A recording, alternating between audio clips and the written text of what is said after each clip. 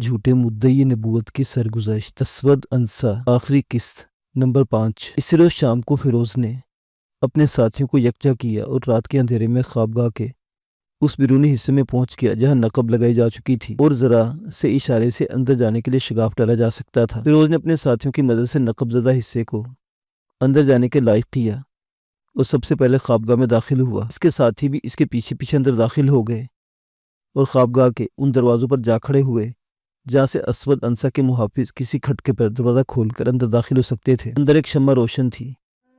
یہ شمع دان آزاد نے ایک ایسی جگہ رکھ دی تھی جہاں سے مدھم روشنی بمشکل اسود انصا کے بستر تک پہنچ سکتی تھی۔ اسی مدھم روشنی میں فیروز نے آزاد کو دیکھا جو اسود انصا کے پاس خاموش بیٹھی تھی۔ اسود انصا کے زوردار خراٹے پوری خوابگاہ میں گونج رہے تھے جس سے پورا ماحول بہت خطرناک لگ رہا تھا۔ آزاد اسود انصا سے ہٹ گئی اور فیروز کے پاس جا کر آہستہ سے کہا، وہ بہت گہری نیند سویا ہوا ہے، اب تو اپنا کام انجام دے سکتا ہے۔ ابھی آزاد کا فکرہ پورا ہی ہوا تھا کہ اچانک اسود انصا کی آواز سنائی دی۔ وہ بالکل نیم غنودگی میں اٹھ کر بیٹھ گیا تھا اور بڑبڑا رہا تھا، اے فیروز، تو یہاں کیا لینے آیا ہے؟ مجھے معلوم تھا کہ تو یہاں آئے گا۔ فیروز ڈر گیا کہ یہ موذی اچانک بیدار کس طرح ہو گیا۔ اب فیروز کے پاس سوچنے کی گنجائش نہیں رہ گئی تھی اور اسے اندیشہ تھا کہ اگر اسود انصا نے اپنی مدد کے لیے اپنے محافظوں کو آواز دی تو حالات اور معاملات اس کے اختیار سے نکل جائیں گے اور اپنے تمام ساتھیوں کے ساتھ فیروز بھی مارا جائے گا۔ وہ تیزی سے اسود انصا کے پاس گیا۔ اسے شمع کی مدھم روشنی میں اسود کو دیکھا۔ وہ آنکھیں بند کیے بڑبڑا رہا تھا، مجھے میرے موکل نے بتایا تھا کہ تو اپنے بہت سے ساتھیوں کے ہمراہ میری خوابگاہ میں برے ارادے سے داخل ہو چکا ہے، اب تو بچ کر یہاں سے کہاں جائے گا؟ آزاد نے فیروز سے کہا، تو باتوں میں اپنا وقت ضائع کیوں کر رہا ہے؟ جو کچھ کرنا ہے کر گزر۔ فیروز جھپٹا۔ اب اس کے لیے اپنی زبان سے ایک لفظ بھی نکالنا دشوار ہو گیا تھا۔ اس نے اسود انصا کا سر مضبوطی سے پکڑ لیا اور اسے اس طرح زور سے موڑا جس طرح دھوبی کپڑا نچوڑتا ہے۔ فیروز کا یہ طاقتور داؤ اسود انصا کی گردن توڑنے میں بہت ہی معاون و مددگار ثابت ہوا۔ گردن ٹوٹ گئی اور اسود انصا بدستور خرخر کی آوازیں نکالتا رہا۔ آزاد دوڑتی فیروز کے پاس پہنچی اور کہا، کیا کر رہا ہے تو؟ ابھی اسود انصا مرا بھی نہیں اور تو واپسی کا سوچ رہا ہے؟ فیروز نے اطمینان سے جواب دیا، مجھے جو کام کرنا تھا کر چکا، اب اس میں جان باقی نہیں اور نہ ہی اپنے محافظوں کو آوازیں دے کر اندر بلا سکتا ہے۔ آزاد نے خاموشی سے خرخر کی آواز سنی جو ابھی تک اسود انصا کے حلق سے پھنس پھنس کر نکل رہی تھی۔ اس نے اس آواز کی طرف اشارہ کرتے ہوئے کہا، وہ ابھی زندہ ہے۔ فیروز نے آزاد کو ساتھ لیا اور شمع دان کے قریب جا کر اپنے دونوں طاقتور بازو دکھائے اور کہا، ان بازو کی گرفت میں آج تک جو بھی آیا اس کی ہڈی پسلی توڑ کر ایک طرف پھینک دیا، اب اسود انصا میں بھی جان باقی نہیں۔ آزاد نے ڈرتے ڈرتے اسود انصا کی گردن کو ٹٹول کر دیکھا، وہ ٹوٹ چکی تھی اور اس کا منکا ڈھل چکا تھا۔ آزاد خوشی سے پاگل سی ہو گئی اور بآواز بلند کہا، موذی مارا گیا، فتنے کا خاتمہ ہوا۔ فیروز باہر جانے لگا تو آزاد نے دوڑ کر اس کا دامن پکڑ لیا۔ اس وقت آزاد کا ذہنی توازن درست نہیں تھا، کہنے لگی، باہر کہاں جا رہا ہے؟ پہلے اس کا کام تمام کر دے۔ فیروز نے جواب دیا، بہن ہوش میں آ، موذی مارا گیا اور تجھے اس خوفناک اور تکلیف دہ ماحول سے نجات مل گئی۔ اچانک خرخر کی آواز میں شدت پیدا ہو گئی اور یہ آواز باہر پہرے داروں تک پہنچی تو اس کے محافظ اسود انصا کی خوابگاہ کی طرف دوڑے اور اندر داخل ہونا چاہا۔ آزاد ان کا راستہ روک کر کھڑی ہوگی اور کہا، تم لوگ خاموش رہو اور اندر آنے کی کوشش نہ کرنا، تمہارے پیغمبر پر وحی نازل ہو رہی ہے۔ محافظ واپس چلے گئے۔ فیروز نقب زدہ حصے سے باہر گیا اور اپنے ساتھیوں کو یہ خوشخبری سنائی کہ اسود انصا مارا گیا۔ فیروز کے ساتھی خوابگاہ میں داخل ہو گئے۔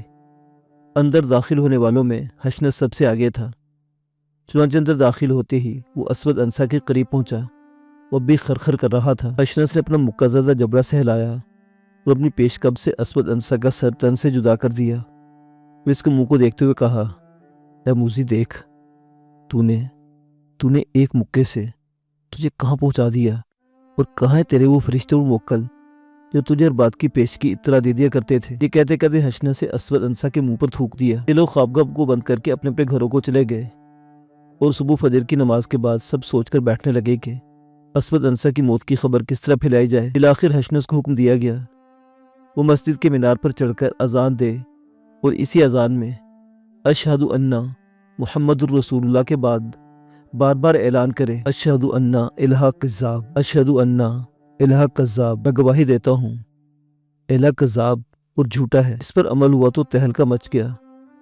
اسود انصا کے پیروں ہر طرف سے دوڑ پڑے اور حشنس کو مارنے کی کوشش کی۔ حشنس نے اوپر سے ہی اسود انصا کا کٹا ہوا سر ان کی طرف پھینک دیا۔ اس سر نے ان پرجوش گمراہ انسانوں کو خوفزدہ کر دیا، لیکن اچانک یہ لوگ مسلمانوں کے گھروں پر حملہ ہو گئے اور لوٹ مار شروع کر دی۔ مسلمانوں نے بھی بے دریغ ان کا قتل عام شروع کر دیا اور 170 آدمیوں کو گرفتار کر کے قید کر دیا۔ شام تک یہ ہنگامہ جاری رہا۔ اس ہنگامے میں مسلمانوں کا مال بھی لوٹا، بچے بھی اغوا ہوئے تھے۔ عصر کے وقت اسود انصا کے پیروں کو ہوش آ چکا تھا کہ اب مسلمانوں سے جنگ بے سود ہے، اور اگر یہ سلسلہ جاری رہا تو اسود انصا کے ماننے والے ڈھونڈ ڈھونڈ کر ہلاک کر دیے جائیں گے۔ انہوں نے اپنے اپنے معززین کو تلاش کیا تو معلوم ہوا کہ 170 معزز لوگ غائب ہیں۔ لاشوں میں تلاش کیا گیا تو ان میں بھی موجود نہیں تھے۔ آخر کس نے ان کو بتایا؟ یہ 170 آدمی مسلمانوں کی قید میں جا چکے ہیں۔ ان لوگوں نے مسلمانوں سے درخواست کی کہ ان کے آدمی رہا کر دیے جائیں۔ فیروز اور حشنس نے ان مطالبہ کرنے والوں سے کہا، تم لوگ ہمارا لوٹا ہوا مال اور ہمارے اغوا کے بچے واپس کر دو، ہم تمہارے 170 آدمی رہا کر دیں گے۔ دونوں نے اس معاہدے کی روح سے مال و دولت اور اپنے بچے مسلمانوں کو واپس کر دیے۔ دوسری طرف سے 170 اسود انصا کے پرستاروں کو بھی رہا کر دیا گیا۔ رسول اللہ صلی اللہ علیہ وسلم صبح فجر کی نماز کے بعد اپنے اصحاب سے مخاطب ہوئے اور فرمایا، آج رات اسود انصا مارا گیا۔ صحابہ کو خوشی ہوئی۔ دریافت کیا، یا رسول اللہ، وہ کس کے ہاتھوں ہلاک ہوا؟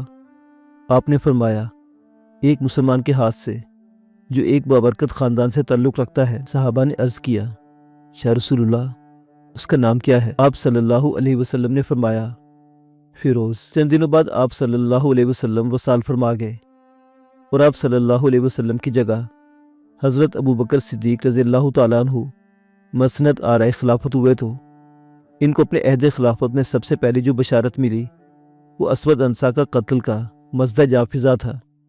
قاصد نے جب یہ خبر ایک مکتوب کی صورت میں حضرت ابوبکر صدیق کو پہنچائی تو آپ نے اظہار خوشنودی فرمایا۔ اب صنعا اور نجران کی حکومت حضرت معاذ بن جبل رضی اللہ تعالیٰ عنہ کے سپرد کر دی گئی اور لوگوں نے ان کے پیچھے نماز پڑھی۔ فیروز وہاں کا سب سے پسندیدہ اور مقبول شخص تھا، جدھر جاتا لوگ ہاتھوں ہاتھ لیا جاتا۔ کہیں کہیں مصافات میں اسود انصا کے ماننے والے نمودار ہوتے، لوٹ مار کرتے، مسلمانوں کو ستاتے، لیکن جب مسلمان ان کے مقابلے پر پہنچتے تو وہ بھاگ جاتے۔ کہتے ہیں کہ اسود انصا نے قرآن پاک کے مقابلے میں اپنی الگ صورتیں گھڑ رکھی تھیں جن ان کے پیروں برہان مقدس کے مماثل خیال کرتے تھے۔ آہستہ آہستہ ان کا زور ٹوٹتا چلا گیا، لیکن جب حضرت ابوبکر صدیق رضی اللہ تعالیٰ عنہ کے دور خلافت میں فتنہ ارتداد نے سر اٹھایا تو اسود انصا کے ماننے والوں نے مرتدین کا ساتھ دیا اور بڑے ہنگامے کیے، لیکن یہ فتنہ بھی کچل دیا گیا اور آج ہمیں ان کے بارے میں کتابوں سے ہی معلوم ہوتا ہے۔ اسود انصا اور اس کے ماننے والے قصہ پارینہ بن گئے اور دنیا کے لیے نمونہ عبرت۔ معزز سامعین و ناظرین، اس داستان کی تیاری میں ان کتابوں سے مدد لی گئی: الکامل ابن اسیر، فتوح البلدان،